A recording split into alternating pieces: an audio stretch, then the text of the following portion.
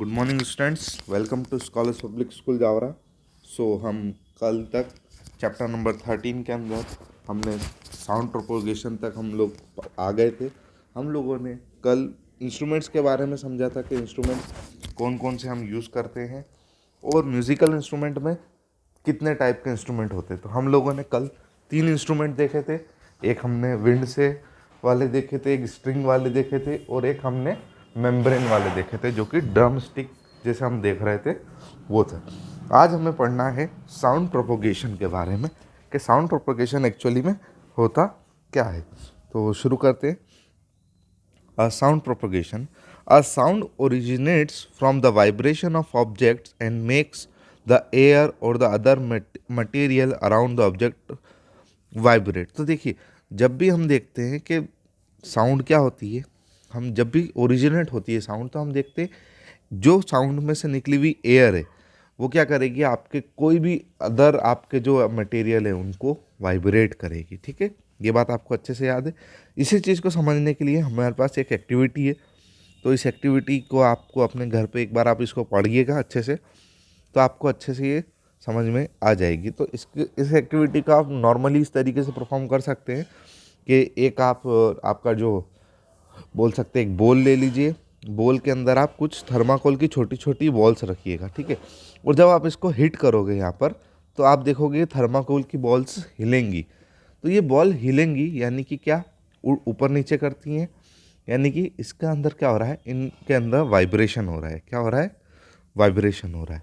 इस बात का आप ध्यान रखिएगा। तो इससे क्या समझ में आएगा कि जैसे ही हम बॉल को स्ट्राइक करेंगे तो ये वाइब्रेट होना चालू हो जाएगी, और जो इसके जो बॉल्स है इसके अंदर, जो थर्माकोल के छोटे छोटे बॉल्स है, ये क्या करेंगे, ये ऊपर नीचे होने लग जाएंगे। ठीक है, आपको ये बात समझ में आई। और मान लीजिए कभी आपने इसके अंदर पानी भर लिया। क्या भर लिया? पानी भर लिया इस बॉल के अंदर, और फिर आपने उसको एक स्ट्रक किया, यानी कि उस आपके बॉल के ऊपर मारा। तो आप क्या देखेंगे कि पानी के अंदर वेव आ जाएगी। तो पानी के अंदर क्या हो जाएगा? डिस्टर्बेंस हो जाएगा। तो इससे हमें ये समझ में आ रहा है कि साउंड किस फॉर्म में ट्रेवल करता है। तो साउंड किस फॉर्म में ट्रेवल करेगा? तो वेव के फॉर्म में ट्रेवल करेगा। किस फॉर्म में ट्रेवल करेगा? वेव के फॉर्म में। तो देखिए, हमारे लिए सबसे इम्पोर्टेंट एक चीज़ है, इसे हम बोलते हैं ट्यूनिक फ्रॉक। तो देखिए, हमारे लैब में ये अवेलेबल है। जब आपकी क्लासेस लगेंगी तब मैं आपको ये दिखा दूंगा कि ट्यूनिक फ्रॉक हमारे लिए क्या काम आता है। तो ट्यूनिक फ्रॉक साउंड की जो फ्रीक्वेंसी हमें उसको पता करने के काम आता है। तो क्या होता है ट्यूनिक फ्रॉक? तो tuning fork is a device used in laboratories to do experiment to understand sound और वाइब्रेशन। तो हमें वाइब्रेशन और साउंड के बारे में ये बताता है। When the tuning fork is struck with a pad और then the prongs of string are start vibrating. तो देखिए, ये जो हम अगर यहाँ पर स्टक करते हैं ना नीचे, तो ये है ना, ये जो चीज़ें ये आपकी वाइब्रेट करने लग जाएंगी। तो वाइब्रेट करने से हमें इसकी साउंड या हमें फ्रिक्वेंसी के बारे में समझ में आ जाता है। ठीक है, सो देखिए, एक्टिविटी 3.3 जो हमने बोल वाली एक्टिविटी है, उससे हमें क्या समझ में आया से कि when an light object vibrate it spreads the energy in the form of waves in the surrounding materials. Do you know what is surrounding materials called? तो देखिए, सराउंडिंग मटेरियल मतलब क्या, कि जैसे अगर आपका सॉलिड मीडियम है और आपको लिक्विड मीडियम है और आपका एयर मीडियम, ये 3 तरीके के मीडियम हमने पढ़े। कि देखिए, अगर हम बात करें कि एक लकड़ी का पूरा एरिया हो गया, एक लकड़ी का आप मान लीजिए बेंच हो गई आपकी, वुडन बेंच, तो वो कैसा मीडियम है? पूरा सॉलिड। तो आप एक एंड पे स्ट्रक करते हैं तो आपको दूसरे एंड पे आवाज़ सुनाई देती है। ठीक है, इसी तरीके से पानी के अंदर भी है कि पानी के अंदर एक जगह पर आप पत्थर मारिए तो आपको दूसरे एंड पे भी आवाज़ सुनने को मिलती है। तो ये क्या है? ये सराउंडिंग मटेरियल है। ठीक है, the material solid liquid gas through which the wave travel is called medium. तो मीडियम क्या ध्यान रखेंगे आप, कि अगर सॉलिड मीडियम होगा, लिक्विड मीडियम होगा और गैस वाला मीडियम होगा, 3 तरीके के मीडियम आपके आगे होंगे, है ना। सो ये साउंड की वेव्स आगे बढ़ती कैसे है? So how do sound wave propagates? In activity 13.3 if you notice that the motion of thermocol ball you will see that it is vibrating up and down. मैंने आपको बताया था थर्माकोल बॉल कैसी होंगी? अप एंड डाउन होंगी। It does not get displace from its position. And move with the wave. So देखिए वहाँ पर वो ऊपर नीचे हो रही थी, अपनी जगह चेंज नहीं कर रही थी, ठीक है। A sound wave move through a medium, the particle in the medium do not get displaced, the particle in the medium only vibrates and pass on energy to the next bunch of particle in the medium. तो इस बात को आप इस तरीके से समझिए कि साउंड की जो वेव होती है वो पार्टिकल को अपनी जगह से नहीं हिलाती है। यानी कि आप इसको ये समझिए कि आपका मान लीजिए फॉर एग्जांपल एक छोटा सा अगर ये पार्टिकल था और ये एक और पार्टिकल है, दो पार्टिकल है, ठीक है। अब इस पे अगर साउंड वेव आई तो ये इसको अप एंड डाउन कर सकते हैं, इसको हिला सकते हैं, मतलब ऊपर नीचे कर सकते हैं, पर ये इसको उड़ा के यहाँ नहीं लेके जा सकता। आपको ये बात समझनी है। और जैसे ही ये यहाँ से जाएगा तो ये साउंड की वेव इसको ऊपर नीचे करके ये अगली वाली पे चली जाएगी और अगली वाली के साथ भी ये सेम कंडीशन करेगी, ऊपर नीचे करेगी, इसको इसकी जगह से डिस्प्लेस नहीं करेगी। यानी कि अगर हम ये समझे कि साउंड वेव क्या करेगी, पार्टिकल टू पार्टिकल अपनी एनर्जी को क्या करेगी, ट्रांसफ़र करेगी, ठीक है। ध्यान रखिएगा इस बात का, ठीक है। तो पार्टिकल से एक पार्टिकल से दूसरे पार्टिकल में क्या हो गई, ट्रांसफ़र हो गई। आई होप आपको ये अच्छे से समझ में आएगा। As the sound producing object vibrate it pushes the particle into medium around it.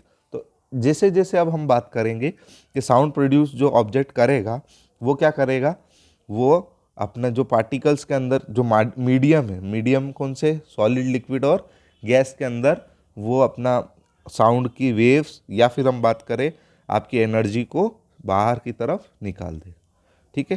तो देखिए ट्यूनिक फ्रॉग की वजह से वाइब्रेटिंग ऑब्जेक्ट कैसे आया, इस तरीके से आया, ठीक है। Forth motion of the vibrating object, ये क्या है, so forth motion of vibrating object, this causes a push or adjacent particle of the surrounding medium, the particle there comes closer and produce the area of compression. तो देखिए इसके अंदर क्या होगा, आपको एक चीज़ याद रखनी है, एक होता है कंप्रेशन और एक होता है एक्सपांशन। कंप्रेशन का मतलब पास पास में, तो ये देखिए अगर ये जो लाइंस हैं ये अगर पास पास में आ गई तो ये कहला जाएंगी कंप्रेशन, और ये अगर दूर जब पास में आ गई तो ये है फोर्थ मोशन। कैसा मोशन है ये, फोर्थ मोशन, ठीक है। और बैक मोशन के अंदर क्या होगा, बैक मोशन के अंदर ये दूर दूर चली जाएंगी। In the next movement the compress particle try to come back to their previous position, so the next set of particle pushed, hence compression propagates because of the backward motion of vibrating object. The particles are now wide upon in the area where there was a compression earlier. This is called rear fraction. तो देखिए ये थोड़ी सी term हमारे लिए मुश्किल हो जाएगी, पर आप इसको इस तरीके से समझिए। आपने जो स्प्रिंग को काम करते हुए देखा होगा, तो आप क्या देखते हैं कि स्प्रिंग क्या करती है, अपने आप को कंप्रेस कर लेती है। जो भी स्प्रिंग है, जब भी हम कुछ करते हैं तो स्प्रिंग क्या करती है, अपने आप को कंप्रेस कर लेती है, और जैसे ही फोर्स हटता है तो स्प्रिंग क्या करती है, वापस से अपनी जगह पोजीशन को वो चेंज कर लेती है, सेम पोजीशन पे वो आ जाती है। तो यही चीज़ यहाँ पर हो रही है कि जैसे ये साउंड आई तो यहाँ पर कंप्रेशन आया, इस जगह पर कंप्रेशन आया और यहाँ पर कुछ नहीं था, बट जैसे ही साउंड वेव आगे की तरफ बढ़ी तो इस मीडियम में इस जगह पर क्या हो जाएगा, कंप्रेशन हो जाएगा, और ये जो एरिया जहाँ पहले कंप्रेशन हुआ था वो जगह ऑटोमेटिकली वापस सेम कंडीशन में आ जाएगी। आई होप आपको समझ में आया होगा। तो पहली चीज़ आएगी आपकी कंप्रेशन। कंप्रेशन मतलब आपकी साउंड वेव का या साउंड पार्टिकल्स का पास में आना, और रेयर फ्रैक्शन मतलब साउंड वेव्स का वापस से पहली जैसी कंडीशन में आ जाना, ठीक है। Each vibrate body create set of compression और रेयर फ्रैक्शन, ठीक है। यानी कि हर जो आपका वाइब्रेटिंग ऑब्जेक्ट बॉडी है वो क्या करेगी, एक आपका कंप्रेशन देगी और एक रेयर फ्रैक्शन देगी। The successive compression and rarefaction produced by vibrating body propagates through the surrounding medium, as a result sound waves travel in a medium. तो देखिए सक्सेसिव यानी कि पहले कंप्रेशन फिर रेयर फ्रैक्शन, फिर कंप्रेशन फिर rarefaction, compression rarefaction, यानी कि ये क्या होगा, कंटिन्यूसली आगे बढ़ेगा। और जैसे जैसे ये आगे बढ़ेगा यानी कि आपकी साउंड की वेव भी आगे बढ़ना शुरू हो जाएगी। आई होप आपको रेयर फ्रैक्शन और कंप्रेशन अच्छे से समझ में आया होगा। बाकी की बातें हम अगले लेक्चर में करेंगे।